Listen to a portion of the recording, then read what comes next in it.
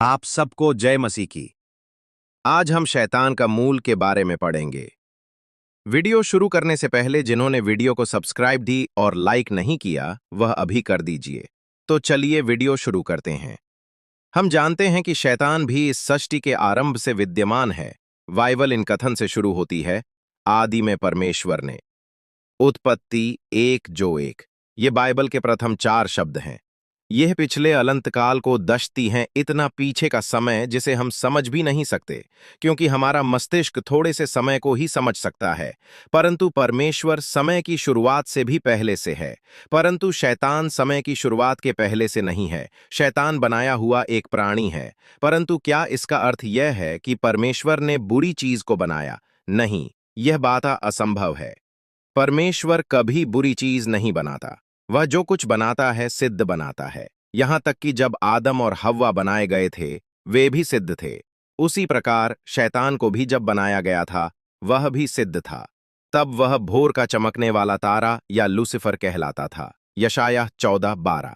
अब उस नाम का बुरा अर्थ होता है, परंतु तब ऐसा नहीं था जब वह प्रथम सृजा गया था। उसे परमेश्वर की आराधना में स्वर्गदूतों की अगुवाई करने के लिए प्रधान स्वर्गदूतों के रूप में सृजा गया था। परमेश्वर ने उसे जब बनाया तब उसे कई अलौकिक योग्यताएं और सामर्थ्य दिया था।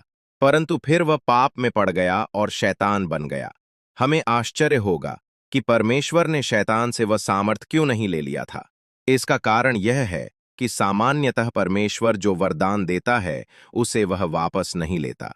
यहां तक कि हम मनुष्य भी सामान्यतः हमारे द्वारा किसी को दिया गया तोहफा वापस नहीं लेते, चाहे एक दिन वह व्यक्ति हमारे विरुद्ध भी क्यों न हो जाए।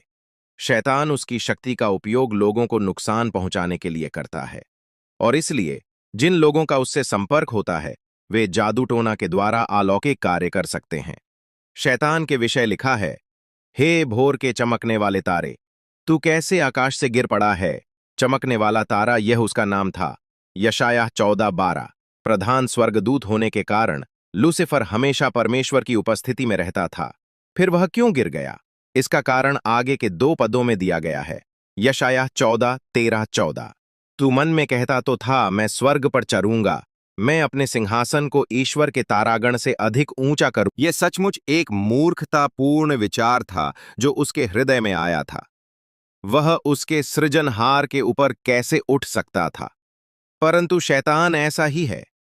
उसके कई कार्यों और विचारों में वह ऐसी ही मूर्खता करता है, यद्यपि वह बहुत होशियार भी है। संसार के कई होशियार लोग भी ऐसी ही मूर्खतापूर्ण बातें करते हैं। ये मैं आत्मिकता के विषय कह रहा हूं।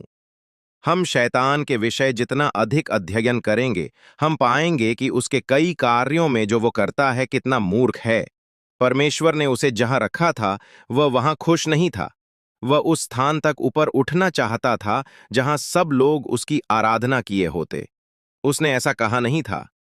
उसने उसके हृदय में ऐसा सोचना शुरू किया था। पद 13।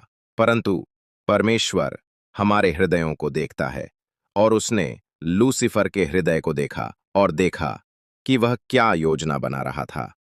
परीक्षा और पाप में अंतर है। परीक्षा या लालसा सबसे पहले विचारों में आती है। जब हम उस विचार से सहमत हो जाते हैं तब ही हम पाप करते हैं। दूसरी ओर यदि हम उस विचार को तुरंत ठुकरा कर दें तो हम पाप नहीं करते। याकूब 1:14-15। गिराने का बुरा विचार किया है ताकि आप बेहतर व्यक्ति दिख पड़े।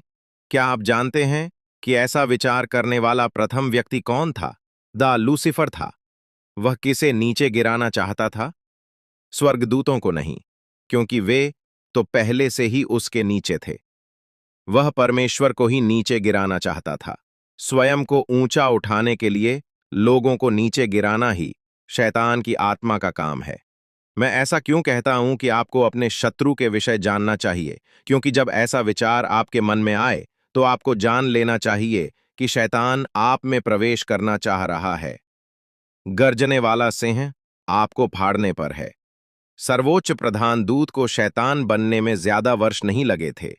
नहीं, केवल कुछ ही क्षण लगे थे। वह धीरे धीरे एक एक कदम करके नहीं गिरा।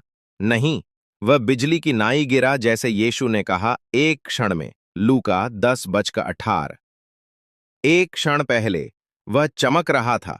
जैसे ही उसने परमेश्वर के तुल्य होने के विचार को जगह दिया, वह तुरंत शैतान बन गया। एक स्वर्गदूत को शैतान बनने के लिए कितना समय लगता है? एक सेकंड भी नहीं, बस एक पल ही लगता है। एक अच्छे व्यक्ति को शैतान के समान बनने में कितना समय लगता है? एक पल। लूसीफर का हृदय सबसे पहले उसकी सुंदरता के कारण घमंड से भर गया। क्या? जब आप दर्पण में देखते हैं तो यह जानने के बाद कि आप दूसरों की तुलना में कितने सुंदर हैं, ये सोचने पर आप भी हृदय में घमंड करते हैं। इस बात से सावधान रहें। आपको दिए गए अच्छे अच्छे वरदानों के लिए परमेश्वर को धन्यवाद दें। अच्छा दिख पड़ने वाला चेहरा प्राप्त करने में कोई बुराई नहीं है, परंतु उसके लिए घमंड करना बुरा है, क्योंकि ऐसा करने के द्वारा आप शैतान के लिए द्वार खोलते हैं। लूसीफर के घमंड का दूसरा कारण उसकी चतुराई थी। क्या आप जानते हैं कि सृजे गए सभी प्राणियों में सबसे बुद्धिमान शैतान ही है? बुद्धिमान होने में कोई बुराई नहीं है। हम अपनी बुद्धि का उपयोग परमेश्वर की महिमा के लिए कर सकते हैं, परंतु उसके विषय घमंड करने का हमें कोई अधिकार नहीं है। परमेश्वर की सेवा करने के लिए हमें बुद्ध नहीं रहना चाहिए। नहीं, अपनी बुद्धिमानी और सुंदरता के लिए परमेश्वर को धन्यवाद दें, परंतु किसी भी तरह उसके विषय घमंड न करें। लूसीफर के अहंकार का तीसरा कारण यह था कि वह सृजे गए सभी प्राणियों में सर्वोच्च था। वह यह न समझने की गलती कर बैठा कि ये तीनों बातें जिनके विषय वो घमंड करता था, उसकी सुंदरता, उसकी चतुराई और उसका सर्वोच्च स्थान, ये सभी उसे परमेश्वर की ओर से वरदान है।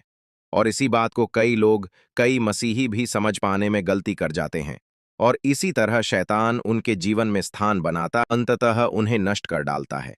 इस प्रकार हम देखते हैं कि संसार के हर पाप की उत्पत्ति घमंड से हुई, कत्ल या व्यभिचार से नहीं, परंतु घमंड के द्वारा।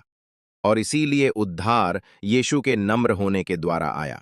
नम्रता का मार्ग ही शैतान की योजनाओं और छल से छुटकारे का मार्ग है।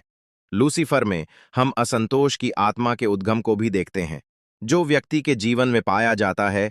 यदि हम परमेश्वर के दृष्टिकोण से इस संसार को देखें, तो हम संसार को चिड़चिड़ाहट, शिकायत, कुड़कुड़ाहट से भरे लोगों से भरपूर पाएंगे, उस आत्मा से जो उन्होंने शैतान से पाया है। अधिकारी के विरुद्ध विद्रोह की आत्मा एक और बात है, जो लूसीफर के भीतर से ही उत्पन्न हुई। लूसीफर के ऊपर केवल एक ही अधिकारी था, और वह परमेश्वर था, और उसने अधिकारी के विरुद्ध विद्रोह किया। वह अधिकारी के भी ऊपर जाना चाहता था और परमेश्वर को नीचे गिराना चाहता था। क्या हम इस आत्मा को मनुष्य जाति में पाते हैं? अधिकार। और अब लूसीफर के विषय एक अंतिम विशेषता को देखें। जब वो गिरा, तो वो अकेला नहीं गिरा, उसके साथ समूह था। प्रकाशित वाक्य 12:4 में हम पढ़ते हैं कि उसने अपने साथ 1/3 स्वर्गदूतों को भी खींच लिया। वे भी मूर्खतापूर्ण रीति से उसके घमंड, असंतोष और विद्रोह की आत्मा से जुड़ गए। आज भी यही बात देखने को मिलती है। जहां एक व्यक्ति बुरा है, वो अकेले ही बुरा रहना नहीं चाहता। वो दूसरों को भी उसके दुर्भाग्य और बुराई में अपने साथ खींचना चाहता है। व्यक्ति में कड़वाहट की एक जड़ अन्य कई लोगों को भी, यदि वे सतर्क ना रहें, तो अशुद्ध कर सकती हैं। इब्रानियों 12:15। परमेश्वर आप सबको इस वचन को समझने की आशीष और बरकत दे। आज की वीडियो के लिए इतना ही। अगर आपको इस प्रकार की और वीडियो चाहिए तो चैनल को सब्सक्राइब करें।